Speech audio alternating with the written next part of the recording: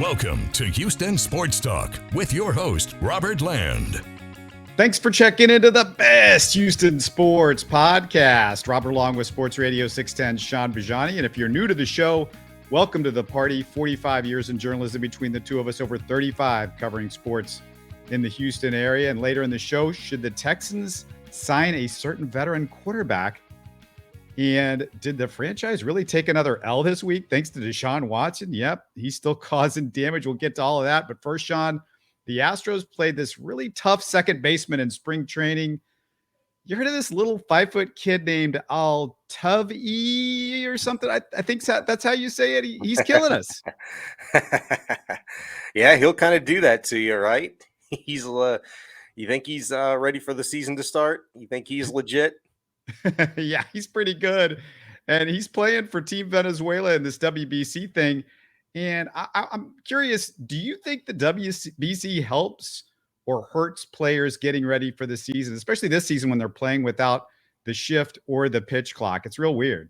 I think it depends on the player. Probably for some veteran guys, it may not make a difference because at the end of the day, it's all about just getting your work in, getting the reps in, swings, throws, that sort of thing. But maybe for the younger guys that don't have a routine or just trying to start a routine, going from the end of a season to an off season and back into spring training, maybe it can be kind of a thing. I mean, I wouldn't be shocked either way. And sometimes you can see it, and sometimes it rears its ugly head for quite a long time, into the start of the regular season. So I wouldn't be surprised that, we see that from a number of these guys sprinkled throughout that are participating in the WBC for their respective countries.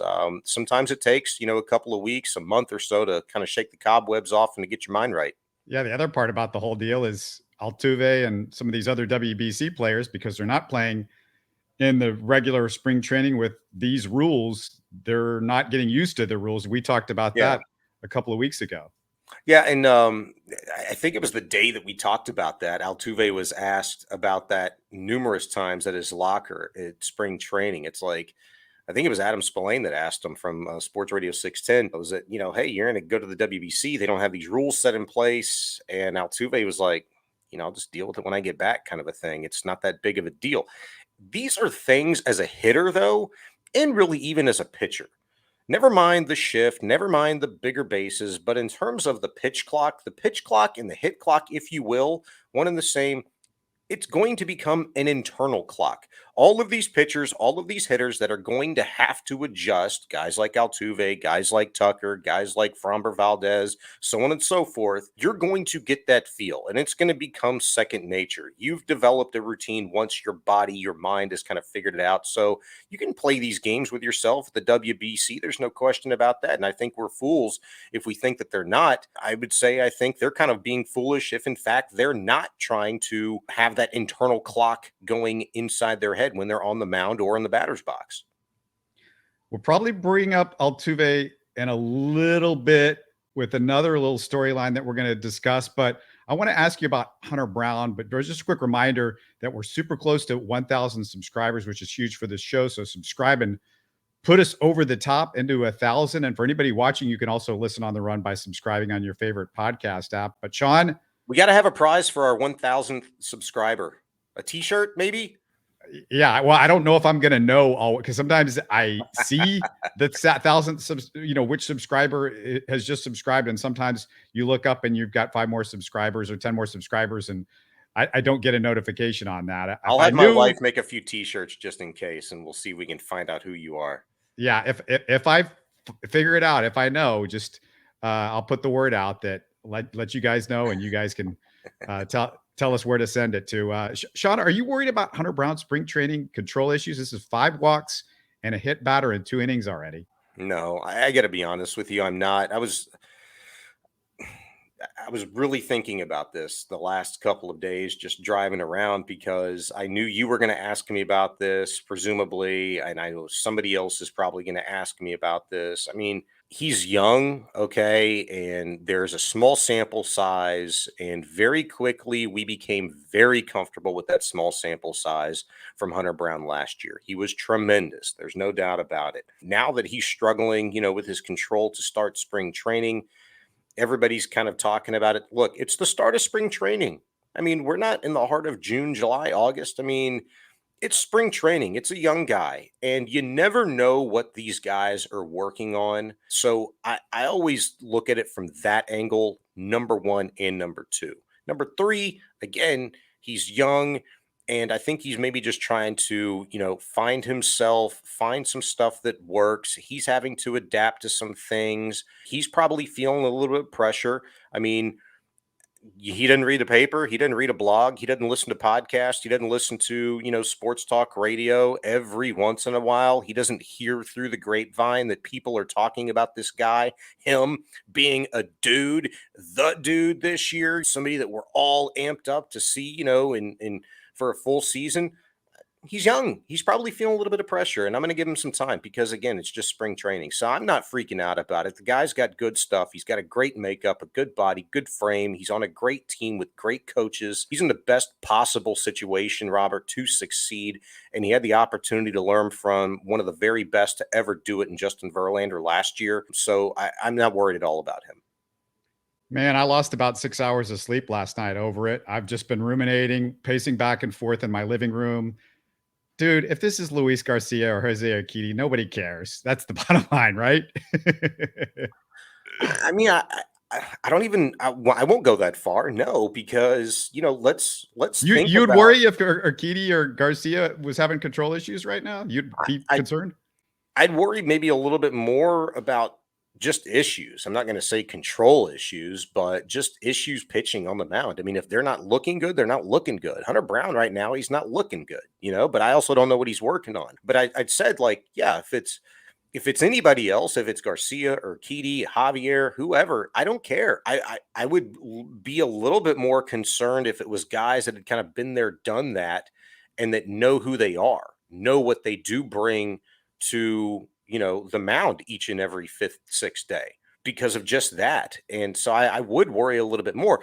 But then just from a grand scheme of things, like, Hunter Brown's almost still like icing on the cake, right? Because you feel so darn good about the rest of this rotation because we've seen the progression of each and every one of these guys over the course of the last 2, 3, 4 years of them being in the system and contributing to this team. So you can excuse a hiccup here or there, but there are high expectations for 4 or 5 of these guys to continue to do what they've been doing, and some of them to take the next step and become a dude, because you no longer have Justin Verlander, you don't have Garrett Cole, you don't have all these guys that have been there and anchored the rotation for years. So yeah, if it was another guy, I'd be a little bit more concerned, but because it's Hunter Brown and for all the reasons that I just said, I'm not.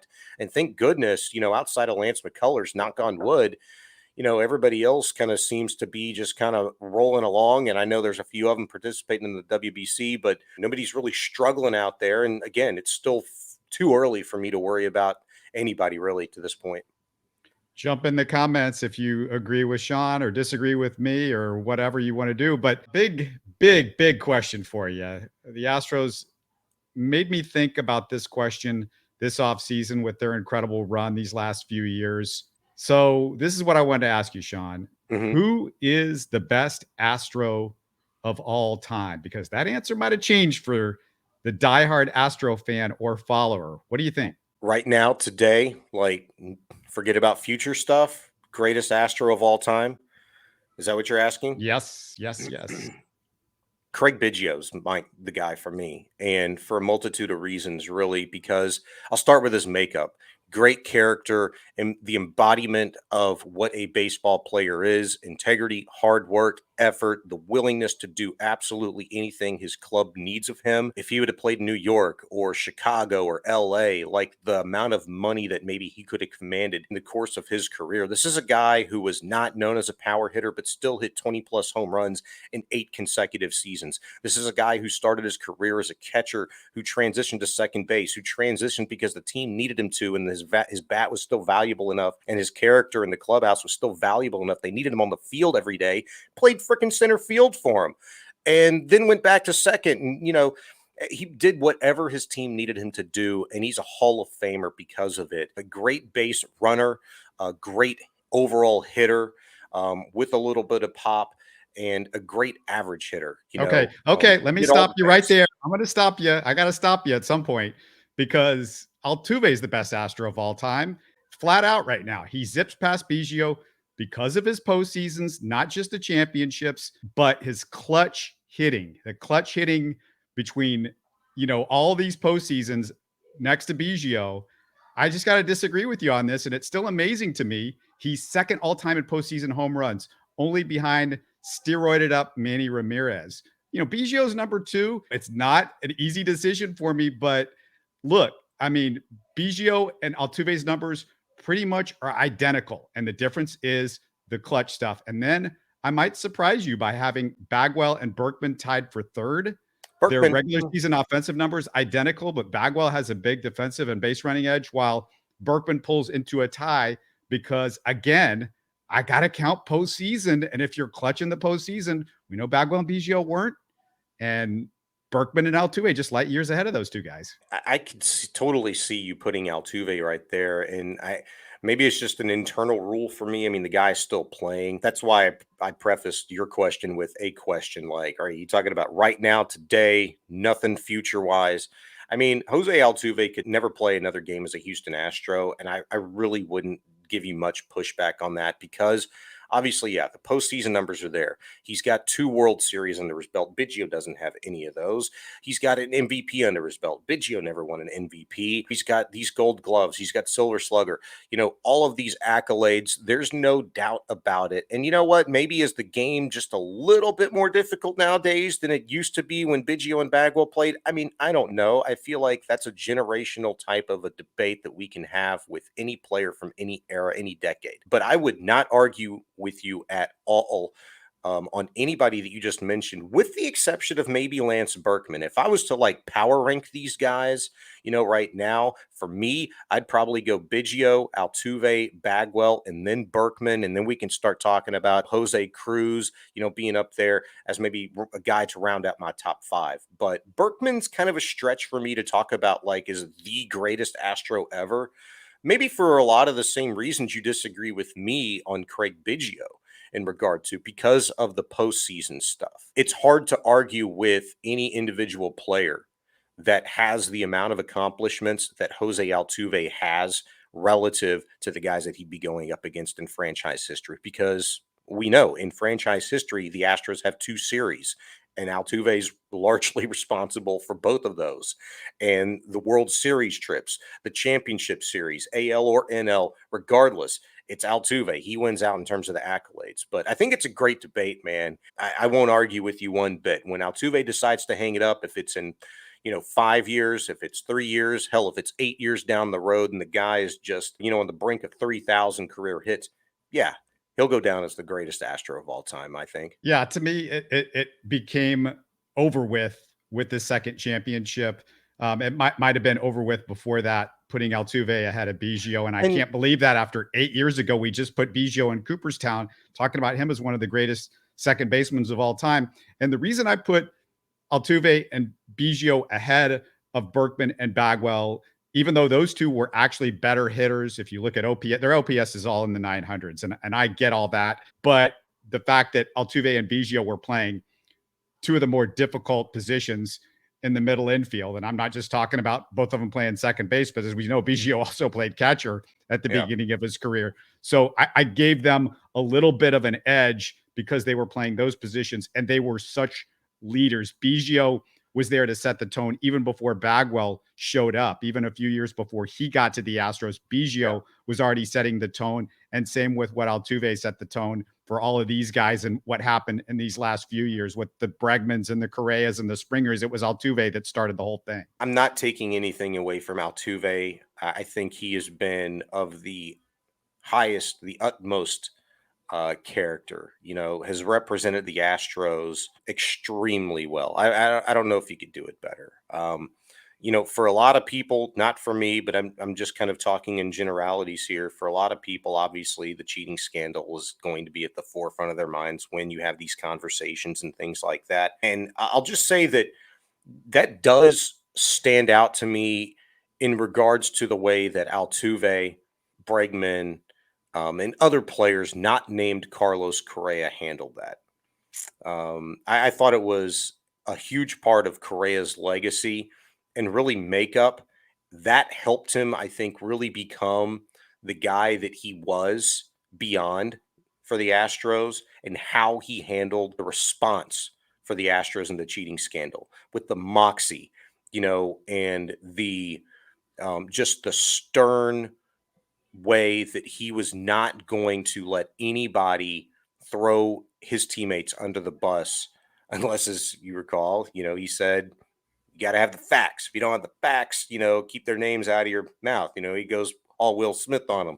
But I think if Altuve maybe would have taken a bigger step and a more of a lead there, maybe for me, that would have been a little bit of an easier decision, or easier to roll off the tongue and say Altuve in this conversation. But beyond that, man, Altuve's been an exemplary leader and of the utmost character. And when you think baseball, when you think Houston, when you think greats, whether it's stats, accomplishments, whatever the case may be, Jose Altuve is certainly going to be near the top every single time in every conversation.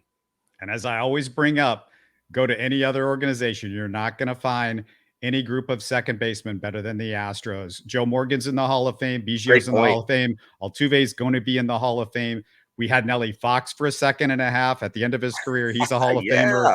I think Nelly's a Hall of Famer. And then also Jeff Kent should be in the Hall of Fame. So just an incredible collection of second basemen. Kent will be one day. Kent will be one day. That's a great point by you, though. I mean, I hadn't thought about it from a franchise standpoint in regards to like positions, but I mean, you were so right. That would be awesome. That'd be a great exercise, right? You talk about like a little baseball history in a nutshell. Just doing that exercise, if you learn a lot about the history, if you're interested in that type of stuff, the greatest positions by franchise, like what franchise has the greatest amount of first basemen or shortstops or third basemen, so on and so forth. The Astros certainly have to be up there, as you mentioned, in terms of second baseman. And you know what? I'd probably even throw them pitchers in there as well over the time. You consider the fact that over the years, you're like, wow, the Astros at one point in time, they had Roger Clemens, they had Andy Pettitte come through, they had Randy Johnson come through, Justin Verlander, you had Mike Scott, you had Nolan Ryan, all these guys. They might be in the conversation for some of the greatest pitchers of all time in Major League Baseball history to wear an Astro uniform. J.R. Richard, Roy Oswalt, Joe Sambit, Joe Niekro wasn't bad either.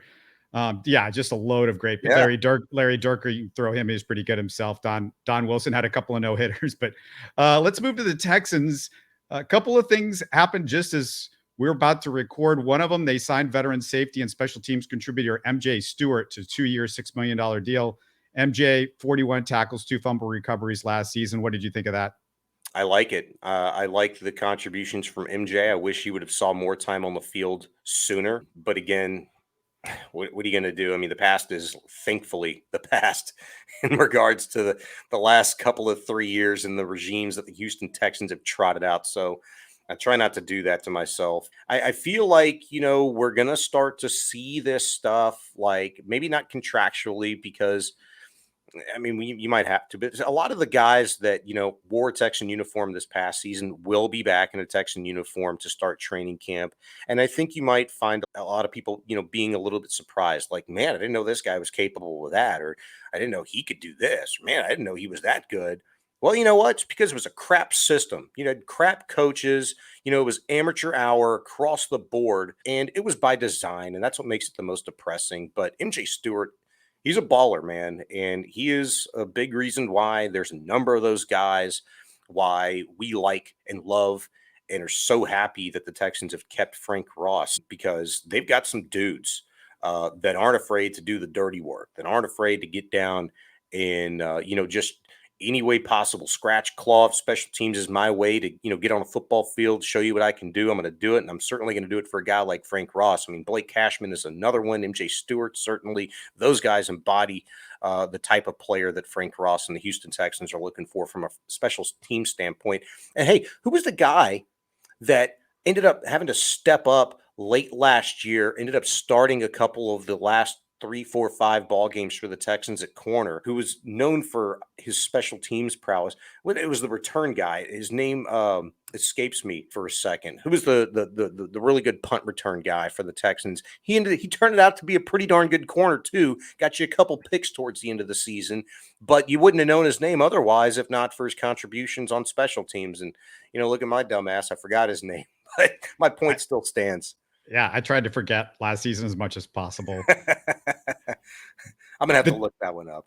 The Texans continued to get punished for the clown show prior to Caserio. So this happened right before we started. On Thursday, they lost a 5th-round pick and $175,000 for a salary cap violation during the COVID season. The league said the Texans provided Deshaun Watson with about $26,000 for a membership to an offsite athletic facility when their own facility was closed and he couldn't work out at NRG Stadium. Sean, the Texans claimed they gained no competitive advantage. I mean, it just stinks that, Deshaun Watson, presumably for one last time, reared his ugly head, and the Texans have to, suffer for it. But it's a 5th-round pick, $175K instead of 11 picks. Now you've got 10. Looking back and how everything, transpired during the course of COVID, and little as we didn't know at all at the time, what Deshaun Watson was up to, but presumably this extra facility, that he was training at, I think it was the Houstonian. That was also the place in which the Texans apparently, if you believe reports, some guys now that are former Texans helped Deshaun Watson secure rooms and clientele for his massage fantasies and all of that sort of thing. So, yeah, it's just one of those situations, man, where if you're the Texans, looking back, yeah, you wish you would have put your foot down and just kind of killed everything and said, hey, if you can't train, you can't train. Nobody else can either. It's COVID, suck it up and deal with it, kind of a thing. And you'd have a 5th-round pick and $175,000 today.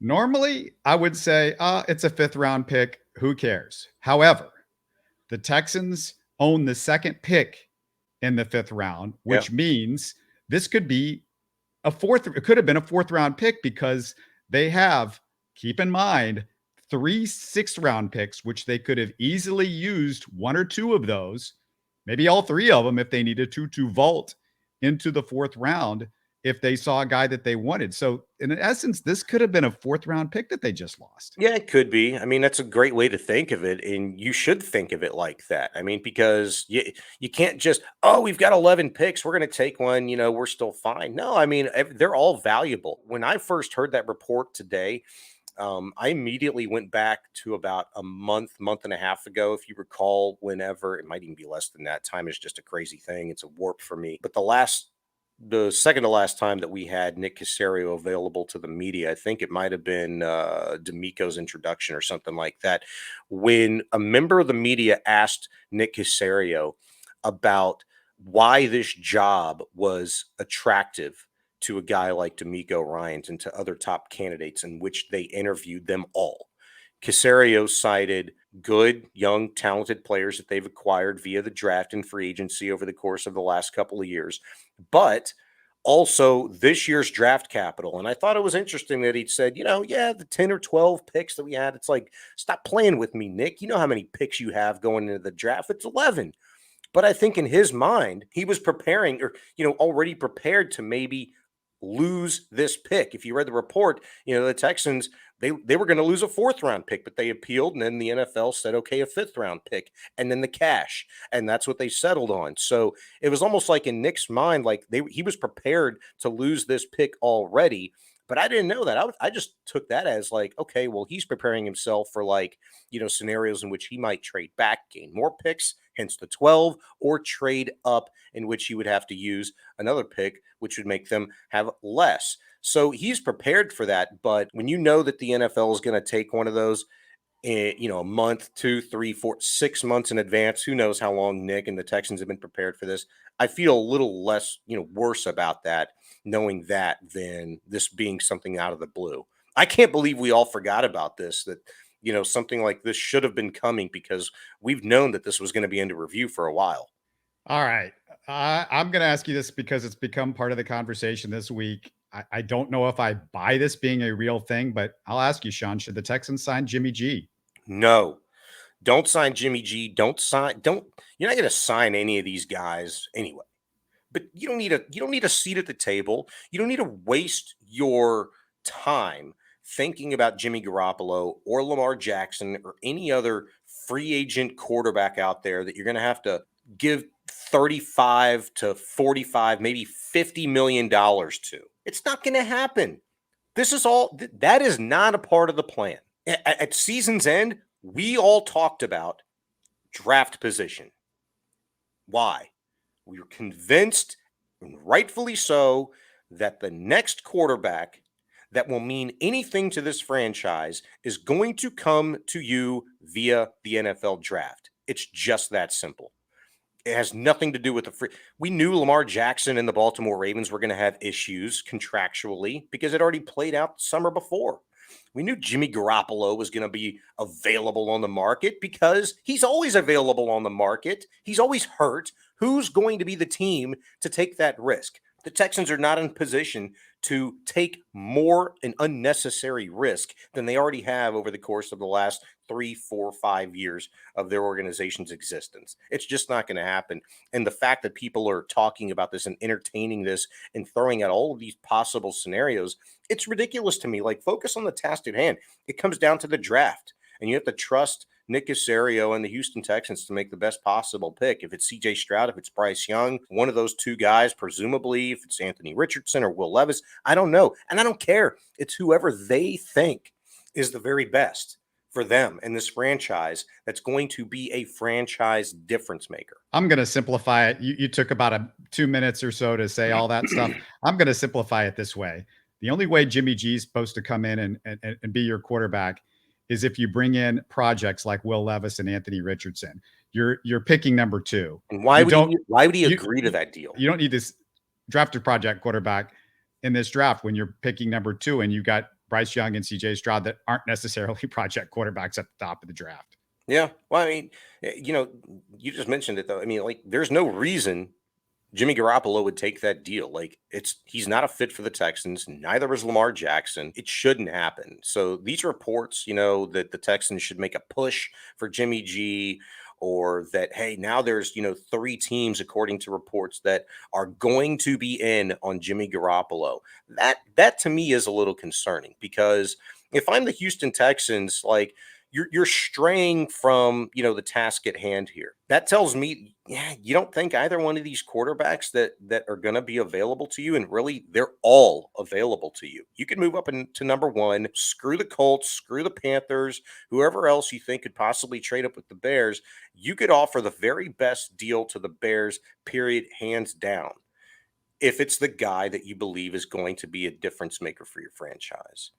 And if you're talking Jimmy G, that tells me the Texans don't believe that guy exists in the draft. And I'm a little concerned, because for my money, that guy's Bryce Young. I don't care what size he is. I think the dude's a baller. And I think we're going to be talking about him for a very long time. Well, if you don't like any of these quarterbacks, it's pretty simple. Just don't draft a quarterback. Don't sign some veteran guy that's going to get you to 8 wins. Just draft other positions. Be a below 500 team. Get a high pick for next year. You don't want to get a quarterback that's a veteran quarterback that's going to make you mediocre, so you can't draft the guy that you need to have next year. But and as I've said it, and I'll say it again, I'll say it again, I'll say it again. You keep drafting quarterbacks until you get one.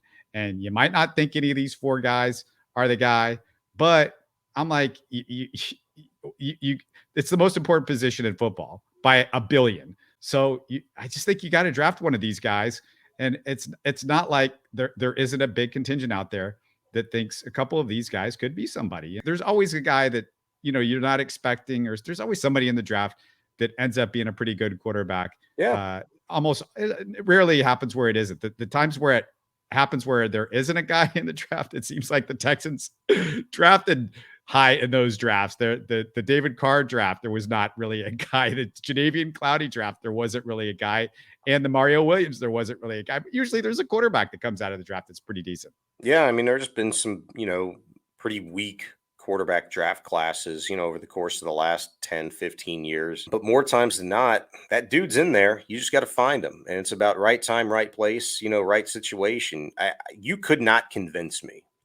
You couldn't convince me right now, today, yesterday, tomorrow, that Bobby Slowick doesn't sit at his desk after reviewing film, or Gerard Johnson, or anybody on that offensive staff that is not licking their chops having watched film of one of the four: Bryce Young, CJ Stroud, Will Levis, or Anthony Richardson. Couldn't convince me of it.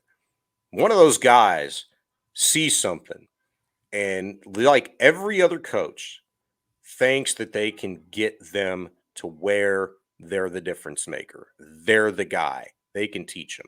And if any team is in a position to groom a quarterback while acquiring great talent around them, it's the Houston Texans. I'll tell you this right now, like Jimmy Garoppolo, there's a market for him. Clearly there is. But do you think he's looking to go to the Houston Texans, that a team that's not going to offer him a 4-year, $150 million deal like everybody else is getting? Like Geno Smith just got? Like $52 million in the first year for Geno Smith? You don't think Jimmy Garoppolo's sitting there thinking like, I'm worth that? Well, the Texans aren't going to give that to you, and if they do, they're stupid.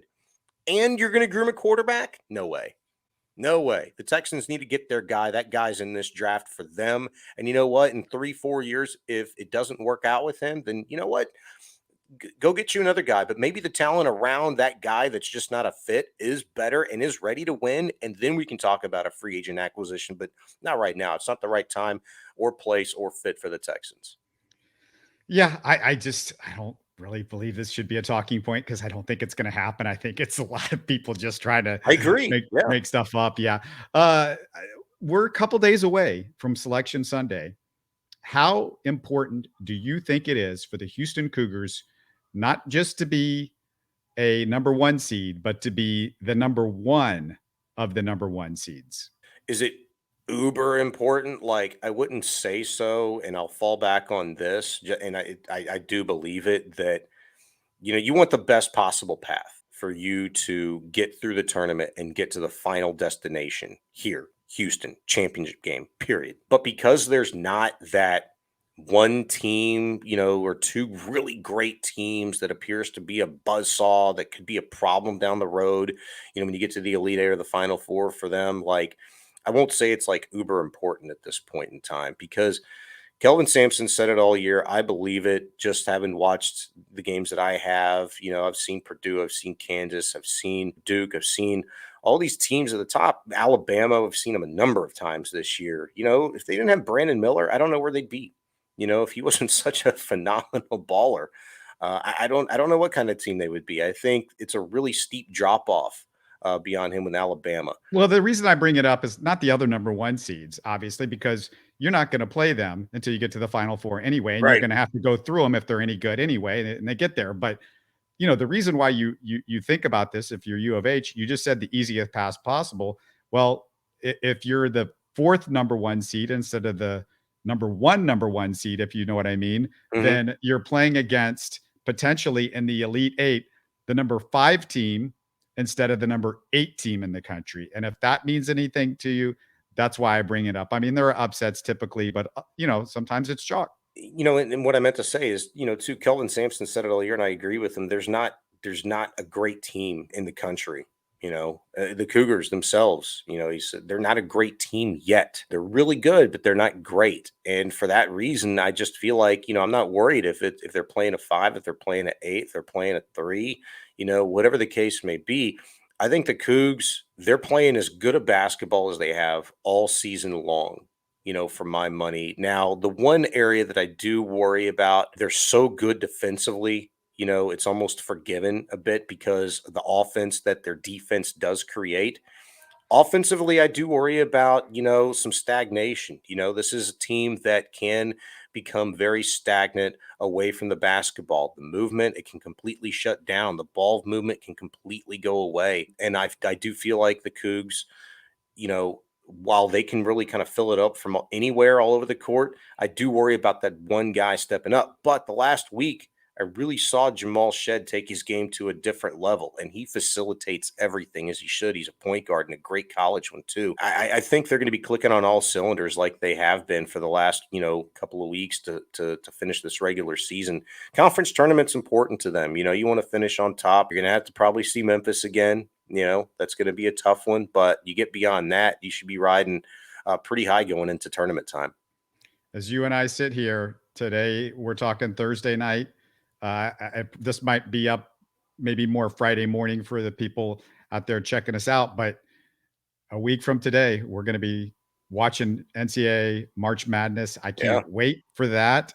We're going to have seedings all set up, so we will know something by our next show, you and I, Sean, on Monday.